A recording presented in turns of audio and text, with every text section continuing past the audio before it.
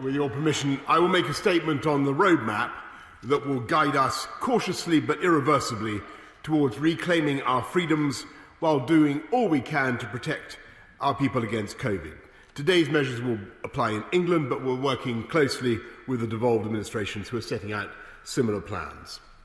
The threat remains substantial, with the numbers in hospital only now beginning to fall below the peak of the first wave in April. But we're able to take these steps because of the resolve of the British public and the extraordinary success of our NHS in vaccinating more than 17.5 million people across the UK. The data so far suggests both vaccines are effective against the dominant strains of COVID. Public Health England has found that one dose of the Pfizer-BioNTech vaccine reduces hospitalisations and deaths by at least 75%, and early data suggests that the Oxford-AstraZeneca vaccine provides a good level of protection, though since we only started deploying this vaccine last month, at this stage the size of its effect is less certain.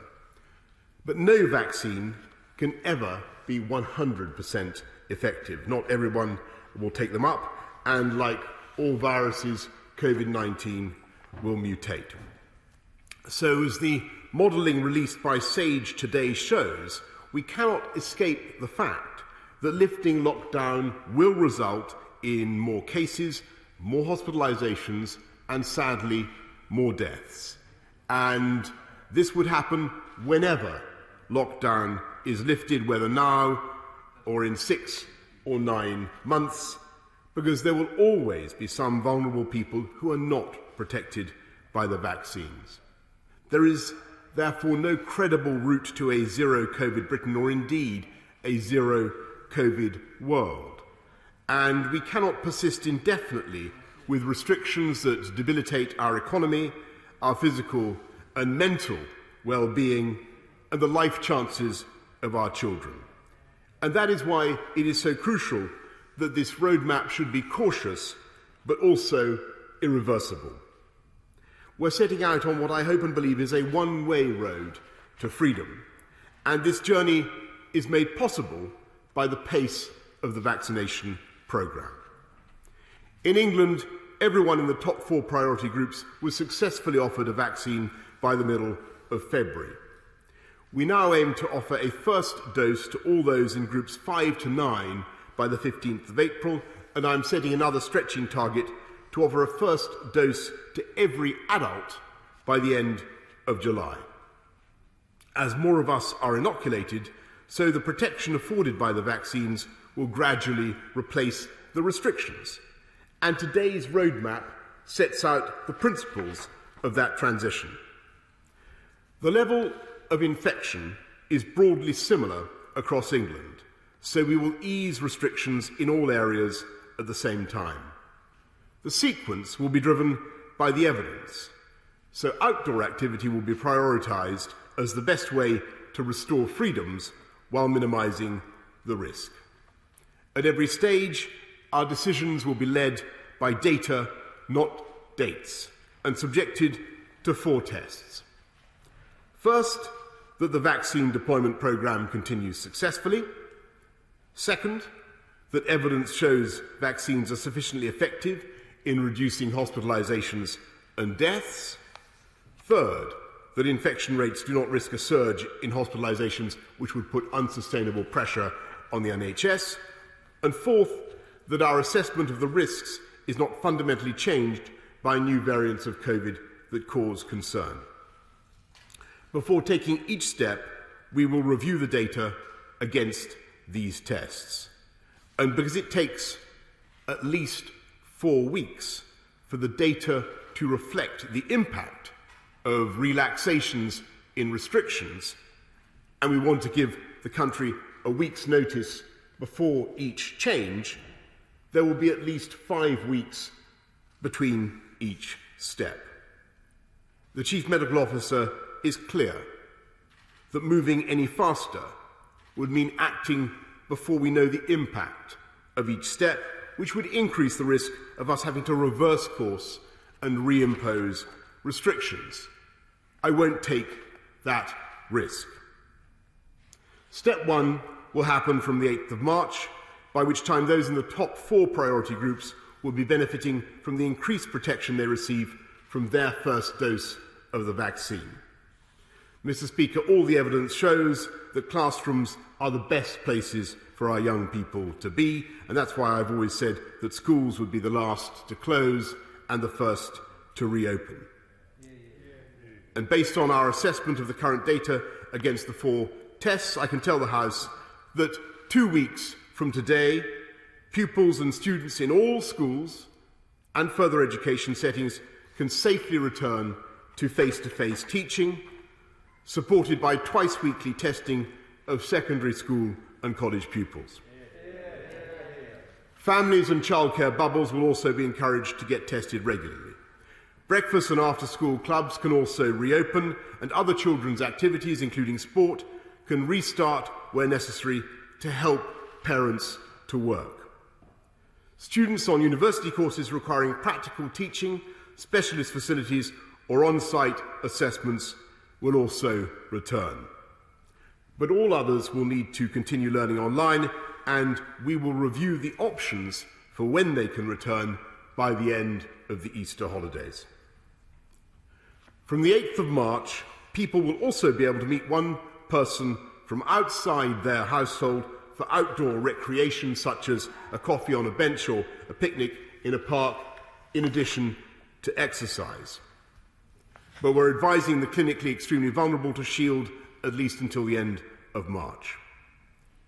Every care home resident will be able to nominate a named visitor able to see them regularly, provided they're tested and wear PPE.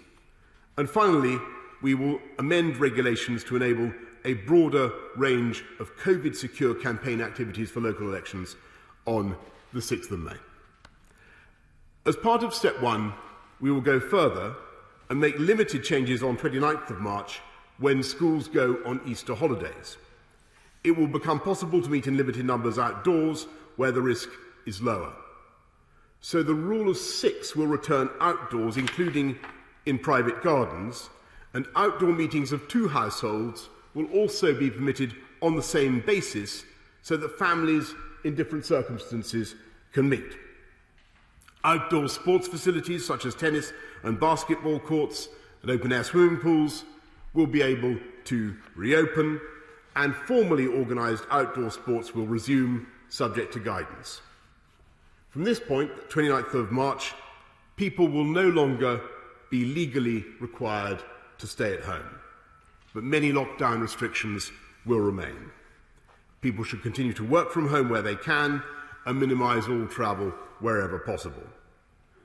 Step 2 will begin at least 5 weeks after the beginning of Step 1 and no earlier than the 12th of April, with an announcement at least 7 days in advance. If analysis of the latest data against the 4 tests requires a delay, then this and subsequent steps will also be delayed to maintain the 5-week gap. In Step 2, non-essential retail will reopen, as will personal care, including hairdressers, I'm glad to say, and nail salons. Indoor leisure facilities such as gyms will reopen, as will holiday lets, but only for use by individuals or household groups. We will begin to reopen our pubs and restaurants outdoors, and honourable members will be relieved there will be no curfew and the Scotch egg debate will be over, because there will be no requirement for alcohol to be accompanied by a substantial meal. Zoos, theme parks and drive-in cinemas will reopen, as will public libraries and community centres. Step 3 will begin no earlier than the 17th of May. Provided the data satisfies the 4 tests, most restrictions on meetings outdoors will be lifted, subject to a limit of 30, and this is the point when you will be able to see your friends and family indoors, subject to the Rule of 6 or the meeting of 2 households. We will also reopen pubs and restaurants indoors, along with cinemas and children's play areas, hotels, hostels and B&Bs, theatres and concert halls will reopen their doors. and the turnstiles of our sports stadia will once again rotate, subject in all cases to capacity limits depending on the size of the venue. And we will pilot larger events using enhanced testing with the ambition of further easing of restrictions in the next step. Step 4 will begin no earlier than the 21st of June. With appropriate mitigations, we will aim to remove all legal limits on social contact, and on weddings and other life events, we will reopen everything up to and including nightclubs and enable large events such as theatre performances above the limits of Step 3, potentially using testing to reduce the risk of infection. Mr. Speaker, our journey back towards normality will be subject to resolving a number of key questions. And to do this, we will conduct 4 reviews. 1 will assess how long we need to maintain social distancing and face masks. This will also inform guidance on working from home, which should continue wherever possible until this review is complete. And it will be critical in determining how Parliament can safely return in a way that I know honourable members would wish. A second review will consider the resumption of international travel, which is vital for many businesses which have been hardest hit, including retail, hospitality, tourism and aviation. A successor to the Global Travel Task Force will report by the 12th of April so that people can plan for the summer.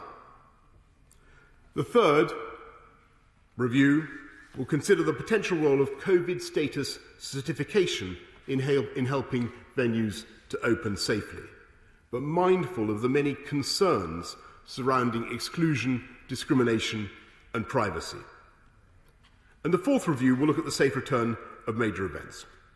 Mr. Speaker, as we proceed through these steps, we will benefit from the combined protection of our vaccines and the continued expansion of rapid testing. We will extend the provision of free test kits for workplaces until the end of June, and families, small businesses and the self-employed can collect those tests from local testing sites.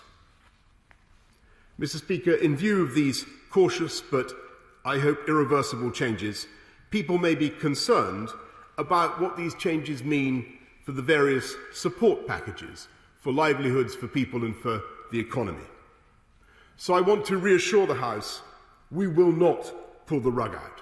For the duration of the pandemic, the government will continue to do whatever it takes to protect jobs and livelihoods across the UK.